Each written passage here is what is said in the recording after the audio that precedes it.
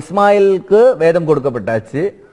மற்றவங்க எல்லாம் யார் அப்படின்னு பாத்தீங்கன்னா இஸ்ராயல் சந்ததியுடைய நபிமார்கள். அவங்கள நிறைய தீர்க்கதரிசிகள் வந்தாங்க.